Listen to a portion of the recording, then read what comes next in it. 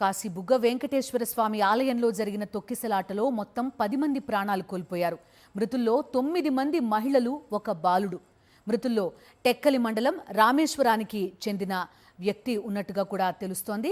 టెక్కలి మండలం రామేశ్వరానికి చెందిన వ్యక్తి ఉన్నారు. మురిపింటి నీలమ్మ 60 ఏళ్ల వయసు, దువ్వు రాజేశ్వరి, చిన్ని యశోదమ్మ, రూప, మందస ప్రాంతానికి చెందిన రూప, లొట్ల నిఖిల్, బెంకిలి, సోంపేట ప్రాంతానికి చెందిన 13 ఏళ్ల బాలుడు, డొక్కర అమ్ముడమ్మ, పలాసకు చెందిన ఆమె, అదేవిధంగా బృందావతి 62 ఏళ్ల బృందావతి కూడా ఉన్నారు. రాపాక విజయ, మురిపింటి నీలమ్మ, దువ్వు రాజేశ్వరి మృతుల్లో ఉన్నారు. చిన్ని యశోదమ్మ శివరాంపురం నందిగం గ్రామానికి చెందిన మహిళ, రూప, అదేవిధంగా లొట్ల నిఖిల్ 13 ఏళ్ల లొట్ల నిఖిల్, సోంపేటకు చెందిన బాలుడు, డొక్కర అమ్ముడమ్మ, పలాసకు చెందిన వ్యక్తి. క్షతగాత్రుల వివరాలు కూడా చూస్తున్నాం. దత్తి కాంతమ్మ, చెలియ కాంతమ్మ, బడే కళ, అదేవిధంగా పిన్నింటి నాగమ్మ రామేశ్వరం టెక్కలి ప్రాంతానికి చెందిన మహిళ, దుంప భారతి, పిన్నింటి సూరమ్మ, పిన్నింటి గౌరి, రోణంకి రామలక్ష్మి, తెలినీలాపులం టెక్కలి ప్రాంతానికి చెందిన మహిళ, గున్న చిట్టెమ్మ, సపలి వెంకటమ్మ, పైల జయమ్మ, పైల సీతమ్మ, అదేవిధంగా పైల నర్సమ్మ. బొడ్డు మమత 28 ఏళ్ల బొడ్డు మమత ఆంజనేయపురం టెక్కలికి గ్రామానికి చెందిన మహిళ. వీరంతా కూడా చాలామంది పలు ప్రాంతాల నుంచి ఆటోల్లో బయలుదేరి ఈ వైష్ణవాలయాన్ని దర్శించుకోవాలనే ఉద్దేశంతో అక్కడికి చేరుకున్న వాళ్లే. ఆలయంలో దర్శనం చేసుకుని తిరిగి ఇంటికి వెళ్ళాలని భావించి కాశీబుగ్గలో ఉన్న వెంకటేశ్వర స్వామి ఆలయానికి వచ్చారు. దర్శనం పూర్తయిన తర్వాత ప్రశాంతంగా వెళ్ళిపోవాలనుకున్నారు.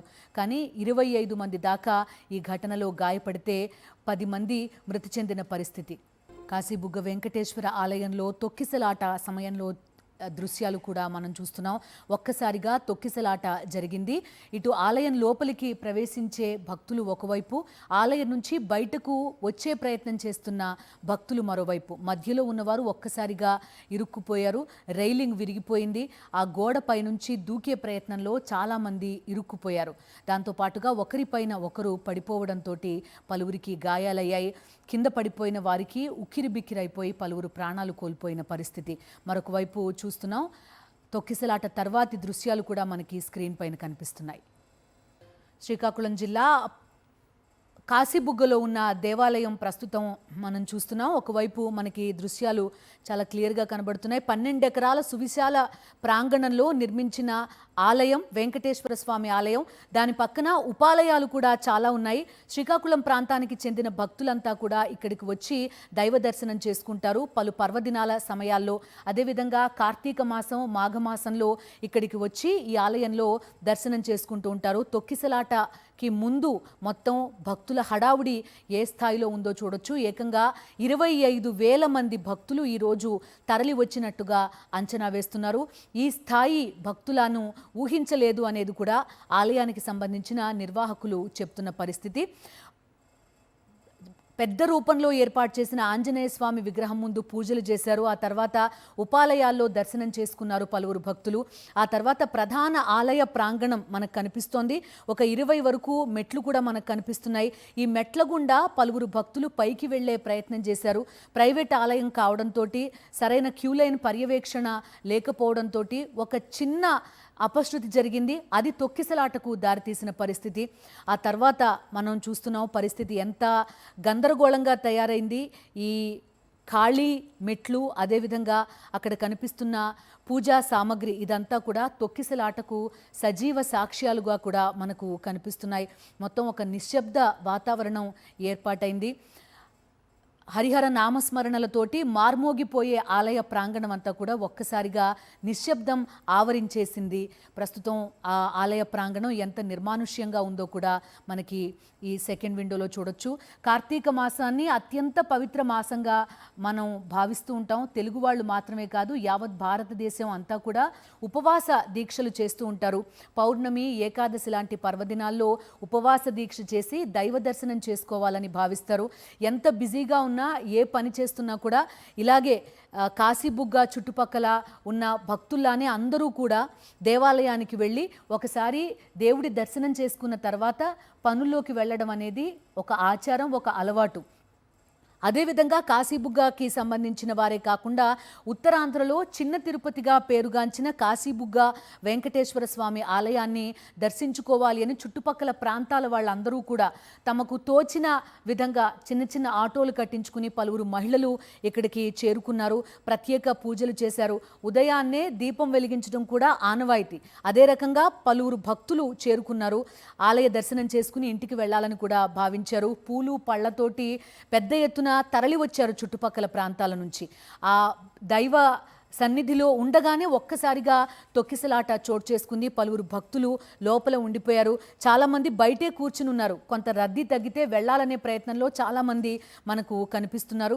ఒక్కసారిగా తొక్కిసలాట జరగడం, ఈ చిన్న ఆలయం కావడంతో లోపల కనీసం ఎగ్జాస్ట్ ఫ్యాన్స్ కానీ లేకపోతే ఊపిరాడని పరిస్థితి ఒక్కసారిగా నెలకొంది. ఎందుకంటే కనీసం ఆ గాలి బయటికి వెళ్ళే ప్రాంతం కూడా లేదని అక్కడ ప్రత్యక్ష సాక్షులు కానీ భక్తులు కానీ మనకు చెప్తున్న పరిస్థితి. దాంతో తొక్కిసలాట జరిగి ఒక్కసారిగా ఊపిరి సలపని పరిస్థితుల్లో చాలామంది బయటకు వచ్చేసే ప్రయత్నం చేయడంతో ఆ తీవ్రత మరింత పెరిగింది. దానికి తోడు రైలింగ్ విరిగిపోవడం, దాంతోపాటు పలువురు బయటికి దూకేసే ప్రయత్నంలో గాయపడిన వారి సంఖ్య కూడా ఒక్కసారిగా పెరిగిపోయిన పరిస్థితి. ఒక హృదయ విదారకర దృశ్యాలు మనకి ఆలయ ప్రాంగణంలో ఉదయం నుంచి కనిపించాయి. దానికి తోడు ఫస్ట్ రెస్పాండెంట్స్ ఇమ్మీడియట్గా కనీసం ఘటన జరిగిన పావు గంటలో అయినా అక్కడికి చేరుకోవాల్సి ఉంది. గంటన్నర అయిపోయిన తర్వాత కూడా కేవలం 1.7 కిలోమీటర్ల దూరంలో ఉన్న పోలీస్ స్టేషన్ నుంచి వచ్చిన పోలీసులు కానీ, రావాల్సిన పోలీసులు కానీ, లేదంటే అంబులెన్స్లు కానీ అక్కడికి చేరుకోకపోవడంతో మృతుల సంఖ్య పెరిగింది, గాయపడిన వారి సంఖ్య పెరిగింది. తొక్కిసలాటని కంట్రోల్ చేయాల్సిన పోలీసులు అక్కడ లేకపోవడంతో ఈ ఘటన తీవ్రత అనేది మరింత పెరిగిపోయిన పరిస్థితి. తొక్కిసలాట తర్వాతి దృశ్యాలు కూడా మనం చూస్తున్నాం. తొక్కిసలాట తర్వాత అక్కడికక్కడే ఏకంగా 8 మంది చనిపోయారు. ఆ 8 మందిని అక్కడున్న భక్తులే తీసుకొచ్చి బయట పడుకోబెట్టిన పరిస్థితి. కనీసం అక్కడ ఎవరైనా బతికి ఉన్నారా, లేదంటే వాళ్ళకి ఫాస్ట్గా సిపిఆర్ చేసి వాళ్ళని బతికించే ప్రయత్నాలు కానీ చేయడానికి అక్కడ కనీసం పిహెచ్సికి సంబంధించిన వైద్యులు ఇమ్మీడియట్గా రెస్పాండ్ అయ్యి అక్కడికి ప్రభుత్వం పంపించినప్పటికీ కూడా కొంతమంది అయినా బతికి ఉండేవాళ్ళు అనేది భక్తులు చెప్తున్నారు. ఆ భక్తులే వాళ్ళందరికీ సపర్యలు చేయడం కూడా మనకి కనిపించింది. చాలామంది ఊపిరి పోసే ప్రయత్నం చేశారు. అదేవిధంగా గాయపడిన వారందరినీ చేతులతోటే మోసుకుంటూ తీసుకెళ్లిన దృశ్యాలు కూడా కనిపించాయి. ఒక హృదయ విదారక ఘటనకు, ఒక తొక్కిసలాటకు కాశీబుగ్గ ఈరోజు సజీవ సాక్ష్యంగా నిలిచింది. పలాస ప్రభుత్వాసుపత్రిలో పలువురు చికిత్స పొందుతున్నారు. వైఎస్ఆర్సీపీ మాజీ మంత్రి సీదిరి అప్పలరాజు ఫస్ట్ రెస్పాండెంట్స్లో ఒకళ్ళుగా ఉన్నారు. కొంత వేగంగా అక్కడికి చేరుకోగలిగారు. పలువురు భక్తులకి ఆయన టెస్ట్ చేశారు. కొంతమందిని కాపాడగలిగారు. ఆయన అంబులెన్స్లో కూడా వాళ్ళందరినీ ఎక్కించి చుట్టుపక్కల ప్రాంతాలకి తరలించడంలో ఆయన సహాయపడ్డారు. వైద్య బృందాన్ని తీసుకుని అక్కడికి వెళ్ళారు. మనం చూస్తున్నాం, పలాస ప్రభుత్వాసుపత్రికి వెళ్ళారు వైఎస్ఆర్సీపీకి సంబంధించిన నాయకులు, మాజీ మంత్రులు సీదిరి అప్పలరాజు, ధర్మాన ప్రసాదరావు, ధర్మాన కృష్ణదాస్ వీళ్ళంతా కూడా పలాస ప్రభుత్వాసుపత్రికి వెళ్ళి క్షతగాత్రులందరినీ కూడా పరామర్శిస్తున్నారు. చాలామంది చుట్టుపక్కల ప్రాంతాలు, ఉత్తరాంధ్రలో ఒక చిన్న తిరుపతిగా పేరుగాంచిన ఆలయం, దైవ దర్శనం చేసుకోవాలి కార్తీక మాసం అనే ఉద్దేశంతో ఆటోలు, చిన్న చిన్న వాహనాల్లో కూడా పెద్ద ఎత్తున అక్కడికి చేరుకున్నారు. బయటకు వచ్చే సమయంలో ఒక్కసారిగా తొక్కిసలాట జరిగిందని కూడా వారందరూ కూడా వైఎస్ఆర్సీపీ బృందానికి చెప్పిన పరిస్థితి చూస్తున్నాం. పలాస ప్రభుత్వాసుపత్రిలో వైఎస్ఆర్సీపీకి సంబంధించిన మాజీ మంత్రులంతా కూడా క్షతగాత్రులను పరామర్శించే ప్రయత్నం చేస్తున్నారు.